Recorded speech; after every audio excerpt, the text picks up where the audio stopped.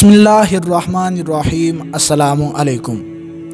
روایت ہے حضرت قاسم ابن محمد رضی اللہ تعالی عنہما سے کہ ان سے کسی شخص نے پوچھا، عرض کیا میں اپنی نماز میں وہم کیا کرتا ہوں اور یہ واردات مجھ پر بہت ہوتی رہتی ہے۔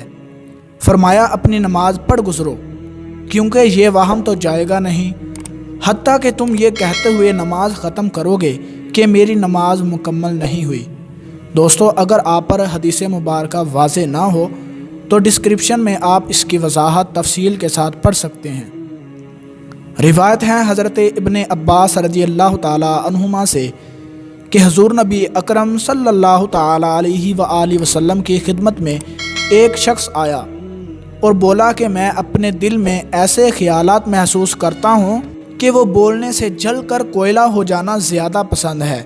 حضور نبی اکرم صلی اللہ تعالیٰ علیہ وآلہ وسلم نے فرمایا، خدا کا شکر ہے کہ جس نے ان خیالات کو وسوسہ بنا دیا۔ روایت ہے حضرت جابر رضی اللہ تعالیٰ عنہ سے فرماتے ہیں کہ فرمایا نبی کریم صلی اللہ تعالیٰ علیہ وآلہ وسلم نے شیطان پانی پر اپنا تخت بچھاتا ہے، پھر اپنے مختلف لشکر کو لوگوں میں فتنہ میں ڈالنے کے لیے بھیج دیتا ہے۔ ان میں قریب تر درجہ والا وہ ہوتا ہے جو بڑا فتنہ گر ہو۔ ان میں سے ایک آ کر کہتا ہے کہ میں نے فلاں فلاں فتنہ پھیلایا۔ ابلیس کہتا ہے کہ تم نے کچھ نہیں کیا۔ پھر دوسرا آ کر کہتا ہے کہ میں نے فلاں کو اس وقت تک نہیں چھوڑا جب تک کہ اس میں اور اس کی بیوی میں جدائی نہ ڈال دی۔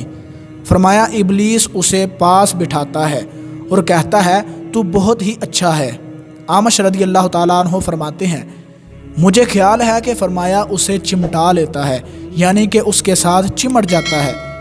دوستو، اللہ تبارک و تعالیٰ سے دعا ہے کہ اللہ رب العزت ہمیں ان احادیث پر عمل کرنے کی توفیق عطا فرمائے۔ ملتے ہیں کسی اگلی ویڈیو میں، تب تک کے لیے اللہ حافظ۔